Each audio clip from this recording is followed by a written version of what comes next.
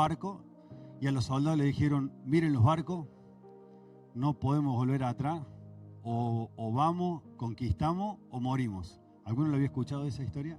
Se usa mucho para motivar, se usa mucho para dar así ejemplos, digamos, de seguir avanzando. Pero no se sabe, los historiadores, digamos, no hay algo específico que sí que fue real eso. Algunos historiadores dicen que sí que fue real, otros dicen que no fue real. Otros dicen que se usaron los barcos para hacer casas, que también, digamos, se desarmaron, se destruyeron los barcos para hacer casas, con lo cual no había marcha atrás. Pero sí tenemos en la palabra alguien que quemó y no había vuelta atrás. ¿Algunos saben de quién estoy hablando? Acompáñenme, ahí por ahí escuchen. Acompáñenme a Primera de Reyes 19, del 19 al 21. Lo vamos a leer en la NTV, ¿puede ser? Dice, entonces Elías fue y encontró a Eliseo, hijo de Safat, arando en un campo. Había 12 pares de bueyes en el campo y Eliseo araba con el último par. El último par, repiten ahí. El último par. Elías se acercó a él, le echó su capa sobre los hombros y siguió caminando. Eliseo dejó los bueyes donde estaban, salió corriendo detrás de Elías y le dijo, deje que primero me despide de mis padres con un beso y luego iré con usted. Elías respondió, regresa, pero piensa en lo que hice. Tengan en cuenta eso, piensa en lo que hice. Entonces Eliseo regresó a donde estaban sus bueyes y los mató. Con la madera del arado hizo una fogata para asar la carne. Repartió la carne asada entre la gente del pueblo y todos comieron. Después se fue con Elías como su ayudante. Acá vemos que Elías quemó todo. Mató los bueyes, ¿sí? Y con la madera del arado los cocinó, ¿sí? Ahí vamos a volver un poquito acá, pero vamos a arrancar del 19. Decía el último par. Ahí cuando leíamos en el 19 dice, y Eliseo araba con el último par. ¿Cuántos de ustedes, y quien les habla también muchas veces, pensamos que somos los últimos? Que nadie nos ve, que nadie nos escucha, que el Señor no nos ve, que todo lo que estamos haciendo es en vano, tanto esfuerzo y al final no pasa nada, ¿sí? Acá Eliseo estaba arando con el último par de bueyes. Sin embargo, pasó Eliseo y le colocó el manto, ¿sí? Hubo un llamado, ¿sí? El Señor te puede usar, no importa lo que vos estés haciendo. No importa que vos creas que todo lo que estás haciendo no vale la pena. Si todo lo que vos estás haciendo es para el Señor, vos quédate tranquilo que en algún momento el Señor te va a responder.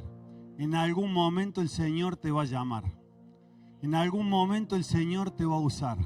En algún momento vas a recibir ese manto, ese llamado, así como lo recibió Eliseo. ¿Sí? Si leemos,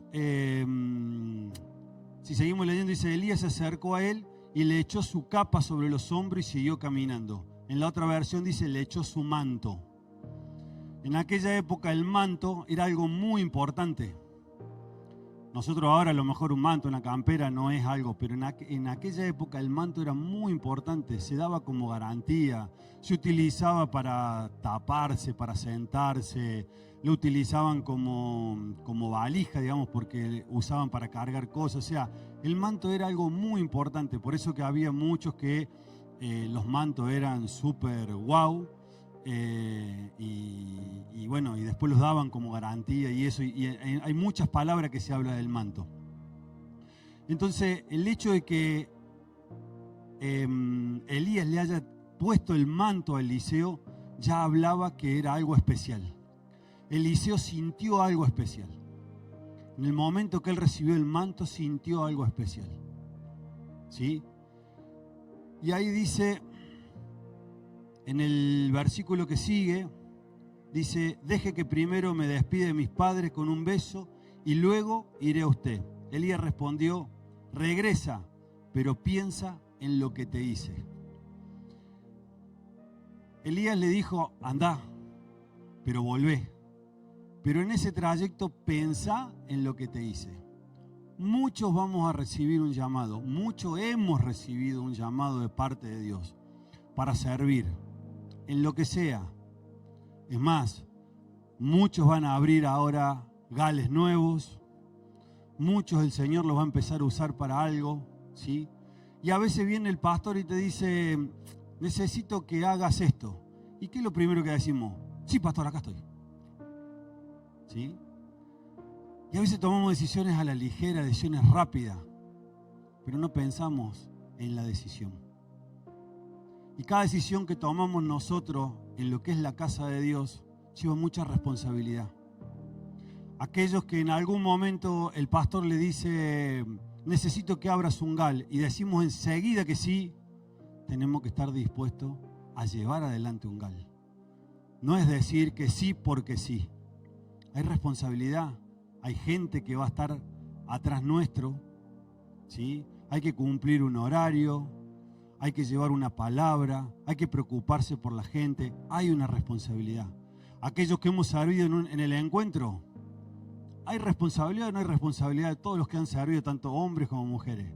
Mucha responsabilidad. Nos tuvimos que preparar en oración, nos tuvimos que preparar en ayuno. Las mujeres tuvieron que preparar un montón de cosas. Nosotros los hombres somos mucho más. Pero las mujeres prepararon un montón de cosas, que no vamos a decir porque hay gente que no ha hecho el encuentro. Pero nos tuvimos que preparar, ¿sí? Entonces hay una responsabilidad. Entonces, cada vez que el Señor te llame, tenemos que estar dispuestos a dejar todo para darlo todo. ¿Sí? Ahora pregunto, ¿cuántos quieren la doble porción? Hay menos, amén.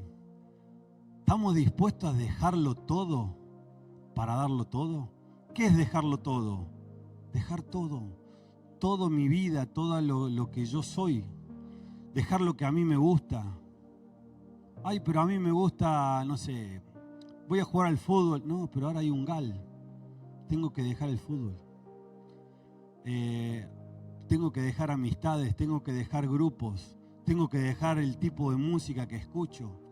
Tengo que dejar todo. ¿Para qué? Para darlo todo, todo lo que soy, todo lo que el Señor me dio, tengo que darlo todo. Entonces no todos están dispuestos. O muchos dicen, sí, heme aquí, pero después en el momento de dejarlo todo, para darlo todo, no estamos, no están. ¿Sí? Muchas veces a nosotros nos pasa que a veces viene el pastor y nos dice, necesito que haga tal cosa. Y sí, decimos, sí, pastor. Y después empezamos, ¿para qué dije que sí? ¿Por qué no aprendo a decir alguna vez que no? Pero bueno, sacamos de la fuerza de donde no tenemos y vamos para adelante. Y tratamos de dar siempre lo mejor. ¿Tenemos errores? Un montón. Pero tratamos siempre de dar lo mejor.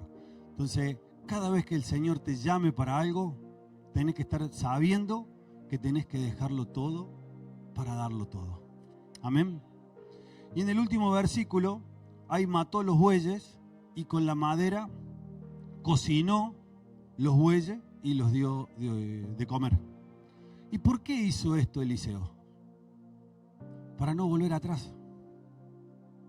Para no volver a ser granjero. Quemó las naves. No hay otra.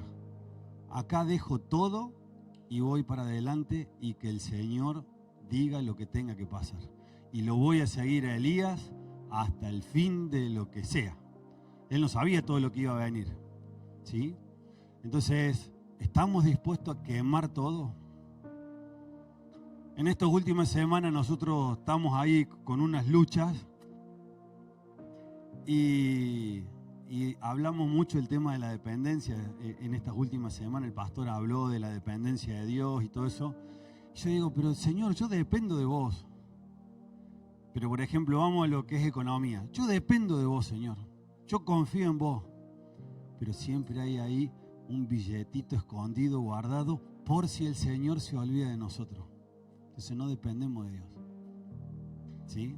Porque siempre tenemos ahí algo acobachadito por las dudas que el Señor en ese momento no se acuerda de nosotros. Acá Eliseo quemó todo. No hay otra, dice. No hay vuelta atrás. ¿Sí? Entonces, cada vez que recibes un llamado, volvemos a lo mismo. Hay que dejarlo todo para darlo todo. Amén. Sigamos. Ahora vamos a ir a Segunda de Reyes 2, del 1 al 18. Cuando yo leí la historia esta, la he leído un montón de veces y muchas veces leía, creo que la mayoría saben de la historia, que en un momento Elías le pregunta a Eliseo, pídeme lo que quieras. ¿Y qué pidió Eliseo? Dame la doble porción, quiero la doble porción de tu espíritu. Cosa difícil has pedido, le dijo Elías. Y yo pensaba que eso se lo había preguntado al principio y después recorrió toda la vida, o sea, un montón de tiempo, en diferentes situaciones, y Eliseo siempre firme al pie del cañón ahí al lado de él. Pero si leemos la historia, es al revés. Él pasó un montón de cosas, que ya la vamos a leer ahora, en un corto tiempo, y al último le pregunta, pídeme lo que quieras. No sé si a ustedes les pasó, pero yo pensaba que primero le había preguntado, pídeme lo que quiera, entonces tenemos que estar fiel al lado del pastor, tenemos que estar fiel al lado del líder para que el Señor nos dé la doble porción. No. Acá se lo dijo al último. Y vamos a leer Segunda de Reyes 2:1 y vamos a leer hasta el 18. Lo leemos y después se lo quiero desglosar rápido en cuatro puntos principales. Cuando el Señor estaba por llevarse a Elías al cielo en un torbellino, Elías y Eliseo estaban en camino desde Gilgal. Digan conmigo, Gilgal. Elías le dijo a Eliseo, quédate aquí porque el Señor me dijo que fuera a Betel. Eliseo respondió, tan cierto como vive el Señor, como el que el Señor vive y que tú vives, nunca te dejaré. Así que descendieron juntos a Betel. Digan Betel. Ya vamos a ir viendo después cada uno de estos. El grupo de profetas de Betel se acercó a Eliseo para preguntarle, ¿sabías que hoy el Señor se llevará a tu amo? Claro que lo sé, contestó Eliseo, pero no digan nada. Entonces Elías le dijo a Eliseo, quédate aquí, porque el Señor me dijo que fuera a Jericó. Pero Eliseo le respondió de nuevo, tan cierto como que el Señor vive y que tú vives, nunca te dejaré. Así que continuaron juntos a Jericó. Digan Jericó. Después, el grupo de profetas de Jericó se acercó a Eliseo para preguntarle, ¿sabías que hoy el Señor se llevará a tu amo? Claro que lo sé, contestó Eliseo, pero no digan nada. Entonces Elías le dijo a Eliseo, quédate aquí, porque el Señor me dijo que fuera al río Jordán. Pero una vez más Eliseo respondió, tan cierto como que el Señor vive y que tú vives, nunca te dejaré. Así que siguieron juntos. Digan conmigo, Jordán. Bien. 50 hombres del grupo de profetas también fueron y observaron de lejos cuando Elías y Eliseo se detuvieron junto al río Jordán. Luego Elías dobló su manto y con él golpeó el agua. El río se dividió en dos y ambos cruzaron sobre tierra seca. Cuando llegaron al otro lado, Elías le dijo a Eliseo, dime qué puedo hacer por ti antes de ser llevado. Y Eliseo respondió, te pido que me permitas heredar una doble porción de tu espíritu y que llegue a ser como tu sucesor. Has pedido algo difícil, respondió Elías. Si me ves en el momento en que sea llevado de tu lado, recibirás lo que pediste. Pero si no me ves, no lo recibirás. Mientras iban caminando y conversando, de pronto apareció un carro de fuego tirado por caballos de fuego, pasó entre los dos hombres y los separó. Y Elías fue llevado al cielo por un torbellino. Eliseo lo vio y exclamó, Padre mío, veo los carros de Israel con sus conductores. Mientras desaparecían de su vista, rasgó su ropa en señal de angustia. Entonces Eliseo tomó el manto de Elías, el cual se había caído cuando fue llevado, y regresó a la orilla del río Jordán. Golpeó el agua con el manto de Elías y exclamó: ¿Dónde está el Señor, Dios de Elías? Entonces el río se dividió en dos y Eliseo lo cruzó. Cuando el grupo de profetas de Jericó vio desde lejos lo que había sucedido, exclamaron: el espíritu de Elías reposa sobre Eliseo. Enseguida salieron a su encuentro y se inclinaron hasta el suelo delante de él. Señor, le dijeron, usted tan solo dé la orden y 50 de nuestros hombres más fuertes buscarán a su amo por todo el desierto. Tal vez el espíritu del Señor lo haya dejado en alguna montaña o en algún valle. No, respondió Eliseo, no lo manden. Pero ellos insistieron tanto que él, avergonzado, finalmente aceptó. Está bien, les dijo, mándenlo. Así que 50 hombres buscaron a Elías durante 3 días, pero no lo encontraron. Eliseo aún estaba en Jericó cuando los hombres regresaron. ¿Acaso no les dije que no fueran? Preguntó. Y acá quiero detenerme en los 4 nombres esos que yo le dije, ¿sí? Gilgal, Betel, Jericó y Jordán. Gilgal, ¿qué significa? Gilgal significa círculo de piedra, lugar en donde Dios comenzó algo. Y ahí decía en la palabra que ellos, en el versículo 1 dice, estaban en camino desde Gilgal. ¿Sí? En Gilgal el Señor comenzó algo. El Señor comenzó algo en tu vida. Desde el día que vos recibiste a Cristo en tu corazón, el Señor comenzó a trabajar en tu vida. Desde el día que vos dispusiste tu corazón para hacer el encuentro, el Señor sigue trabajando en tu vida. En medio de una tormenta, en medio de una prueba, el Señor sigue trabajando. Pero el Señor comenzó algo. Todos tenemos un Gilgal.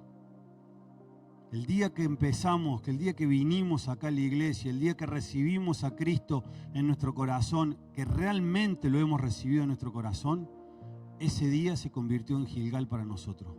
Porque ese día Dios empezó a hacer una obra en nosotros. ¿Sí? Mucha gente viene a la iglesia, pero lamentablemente no han recibido a Cristo en su corazón. ¿Tá? Yo hablo cuando la gente realmente, yo recibo a Cristo en mi corazón, yo lo amo, yo lo anhelo, yo quiero estar con Él. Ahí Dios empieza a trabajar y empieza a hacer una obra grande en cada uno de nosotros. Amén. Fíjense lo que dice Josué 5:9.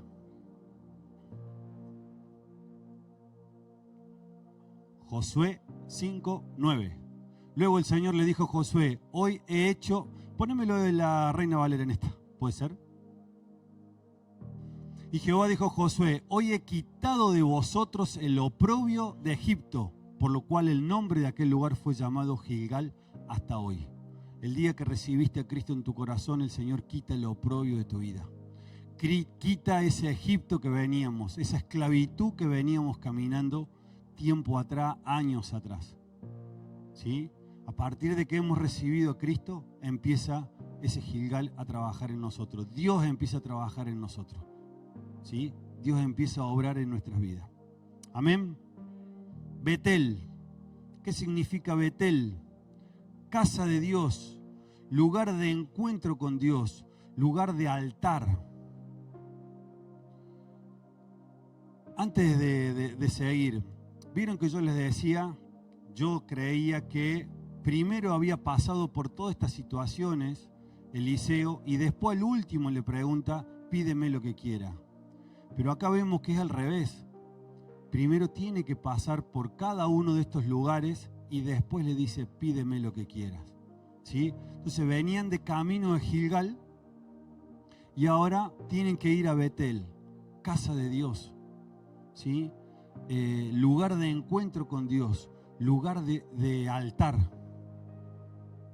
Si querés recibir la doble unción, la doble porción, tenemos que ser casa de Dios. Tenemos que aprender a buscar a Dios todos los días. Tenemos que ser un altar a Dios.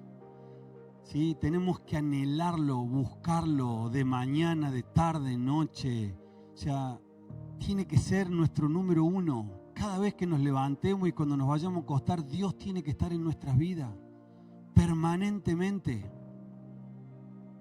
¿Sí? Y ahí estamos hablando que somos Betel, que pasamos por Betel.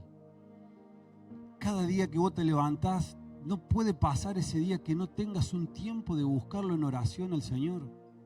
No puede pasar un tiempo que no puedas buscarlo en la palabra, que puedas leer la palabra, que puedas escudriñar la palabra, que puedas levantar tus manos, darles gracias, adorarlo, alabarlo al Señor, poner música para cantarle, para adorarle. Tenemos que transformarnos nosotros en ese altar. Dios realmente tiene que morar en nuestras vidas. ¿Sí? Hoy justamente hablábamos con mi señora y decíamos, aquel que ama realmente a Dios no falta prácticamente nunca. Aquel que ama a Dios está siempre presente en la iglesia.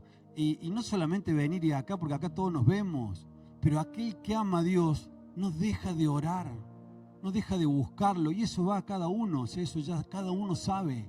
Acá no voy a hacer levantar la mano a nadie, ¿sí? Entonces, si yo vengo a la iglesia y levanto la mano y canto y le digo al Señor cuando te adoro y todo lo que le decimos, pero después voy a casa y no lo busco en la soledad, en la intimidad.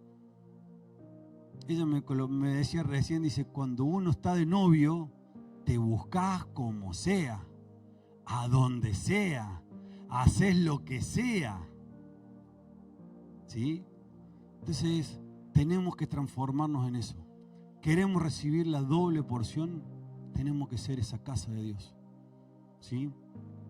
Ahí en Betel, en Génesis 28, 10 al 22, fue cuando Jacob levantó un altar porque tuvo un encuentro con Dios.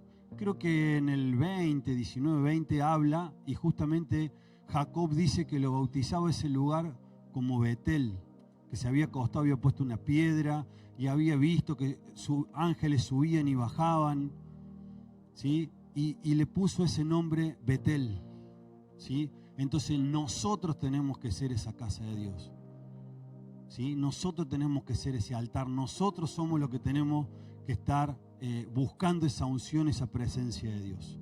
Amén. Dijimos que venía Gilgal y pasó por Betel, pasó por la oración, pasó por la intimidad, pasó por eso. ¿A dónde fue después? Jericó. ¿Qué significa Jericó? Lo hemos visto un montón de veces, pero lo vamos a recordar. Jericó es ciudad de luna, pero lo veíamos y lo estudiamos como fortaleza, ciudad de muros elevados que hay que derribar, ¿sí? El pueblo de Israel, cuando llegó a la tierra prometida, ¿cuál fue la primer ciudad que tuvo que ir a conquistar? Jericó. ¿Y cómo era Jericó? Murallas altas. ¿Y cómo lo mandó el Señor a que derribaran esas murallas? ¿Se acuerdan? Había que rodearlo durante 7 días, rodearlos, ¿sí? Y después el séptimo día tocaban las trompetas y gritaban todo y el muro se caía. Pero ¿cómo era el mandato de Dios para dar la vuelta? En silencio y con fe. ¿Por qué en silencio? Porque si entramos a hablar, empezamos a levantar murallas en nuestra cabeza. Empezamos a levantar fortalezas, argumentos.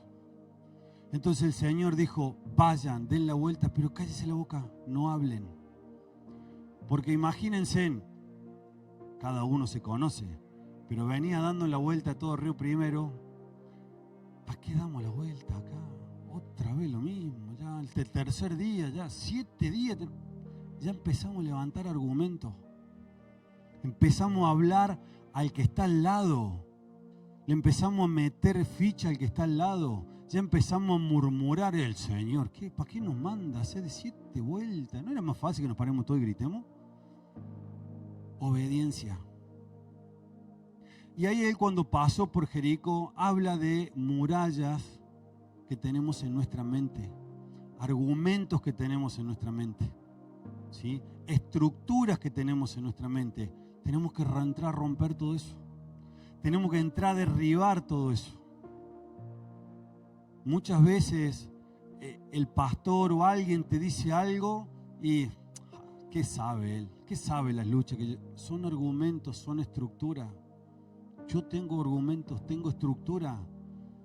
Me cuesta esto que hablábamos recién de la dependencia. Honestamente, yo dije, yo dependo de vos, Señor. Y cuando entramos y el arma fino, no dependo nada del Señor. Estoy lejos de la dependencia del Señor. Y le dije, Señor, quiero depender de vos. Y se entraron a levantar cada vez más lucha. Y ahí estamos, Señor, dependemos de vos. Y estamos luchando y batallando en nuestra mente para no levantar argumentos. ¿Sí?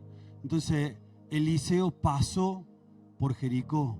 Había que empezar a romper esas estructuras. Hay mucha gente que lo quiere analizar a Dios. No me sale la palabra, pero en cierta manera lo quiere analizar a Dios. Y Dios hace las cosas como Él quiere, no como nosotros queremos. Y los hace en el tiempo que Él quiere, no cuando nosotros queremos, en el tiempo que nosotros queremos. Entonces tenemos que entrar a romper esas estructuras. Queremos la doble porción, empezar a romper todas las estructuras que tenés en tu cabeza. Empezar a cambiar todas esas estructuras que hay. Amén. Bueno, en Josué 6 habla de cómo derribaron los muros. Todo Josué 6 habla de cómo derribaron los muros, ¿sí? En obediencia y en fe, ¿sí?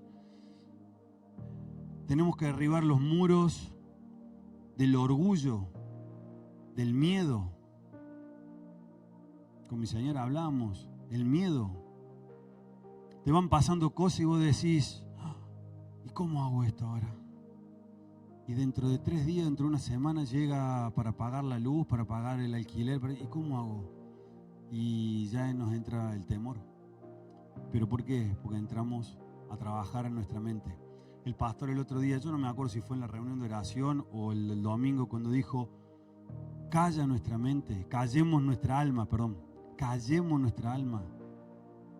Porque a través de nuestra mente, o sea, nuestra alma y nuestra mente están todos conectados. Entonces entramos a levantar pensamiento. Entonces hay que callarla y hay que confiar en la palabra de Dios. Cuando yo estaba preparando esto, me acordaba el viernes que el pastor habló en la reunión de oración, ahí me acordaba de esto.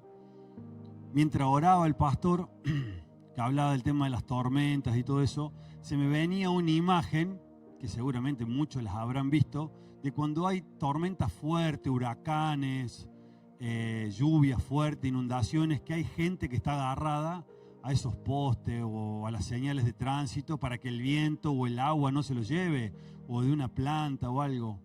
Y mientras estábamos orando, yo decía, Señor, yo me quiero aferrar a la barca. Pero el Señor está en la barca y está dormido. No importa, yo me voy a aferrar a la barca, no me bajo de la barca. Pero está dormido, no importa, en algún momento se despertará y le dirá a la tormenta, calla y enmudece. Mientras tanto, me aferro a la barca, ahí al lado de él, y no me muevo. ¿Y cómo hago? Yo le decía a mi señora, y empecé a buscar una palabra todos los días que nos dé ánimo. Salmos hay un montón, y entrás a buscar palabras que te den ánimo, y es la única manera de que vos tengas tus ojos puestos en Jesús. ¿Sí? Y de esa manera empezás a romper estructuras en tu mente. No hagamos la de Pedro, que se bajó de la barca. Está bien, venía Jesús caminando, se bajó de la barca, pero sacó los ojos de Jesús y se empezó a hundir, porque empezó a mirar las tormentas. ¿Sí? Entonces, ¿de qué manera rompemos? Es un ejemplo de una de las maneras de empezar a romper el miedo, una de esas estructuras del miedo. Amén. Bien. Y por último, Jordán. ¿Sí? Ahí se pararon enfrente del Jordán, tiraron el manto, golpearon el agua con el manto y el Jordán se abrió. ¿Sí? ¿Qué significa Jordán? Es frontera, liberación y entrada, liberación de la opresión y entrada a la tierra prometida. ¿Sí?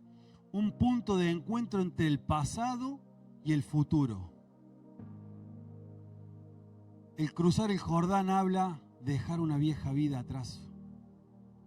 El pasar el Jordán habla de cruzar el Jordán y entrar a mirar una tierra prometida, algo nuevo, y dejar de mirar el pasado. Muchos lo único que hacen es viven en el pasado y no cruzan el Jordán. si cruzamos el Jordán, habla de entrar a mirar hacia adelante, entrar a mirar el futuro. Hace un ratito la pastora oraba que por los ojos entremos a mirar las cosas espirituales, las cosas que Dios te quiere dar. No te centres en lo que estás viendo hoy, en la tormenta que estás viendo hoy. No te centres en lo que ya pasó. Cruza el Jordán, animate a cruzarlo, deja tu pasado y entra a mirar el futuro. Josué 1:11. Pasad en medio del campamento y mandad al pueblo diciendo: preparaos comida, porque dentro de 3 días pasaréis el Jordán para entrar a poseer la tierra que Jehová vuestro Dios os da en posesión. ¿Cuántos quieren ir a esa tierra prometida? Cruza el Jordán. Cruza el Jordán, deja ese pasado y entra a mirar el futuro. Entra a mirar todo lo que Dios te prometió. Entra a mirar tu familia restaurada, entra a mirar tu economía ya restaurada, entra a mirar tu sanidad. Si estás enfermo, entra a mirar tu sanidad. Ya está, el pasado pasó. ¿Qué se puede hacer con el pasado? Ya está, pasó. ¿De qué nos sirve quedarnos a llorar, arrodillado o sentado llorando? Hay veces que hay días que sí, que por ahí te sentás y te largas a llorar y por cosas que han pasado, pero bueno, después un día tenés que levantarte. Yo siempre digo, me levanto, sacudo y sigamos adelante. No queda otra.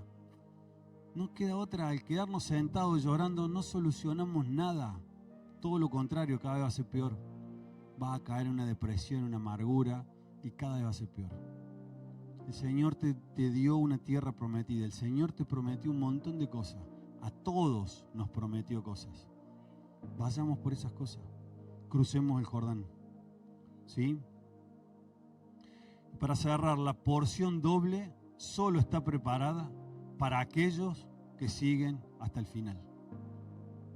La porción doble está preparada para los que siguen hasta el final. Amado, no baje los brazos. Seguí luchando.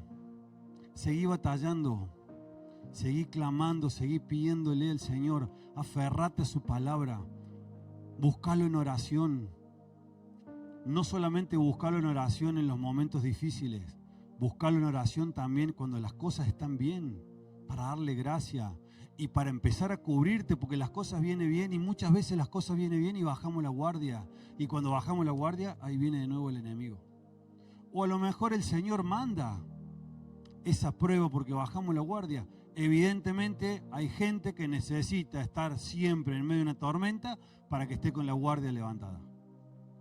Pero si aprendemos a orar siempre, a buscarlo, a estar en intimidad con Él, a corregirnos cada paso que damos,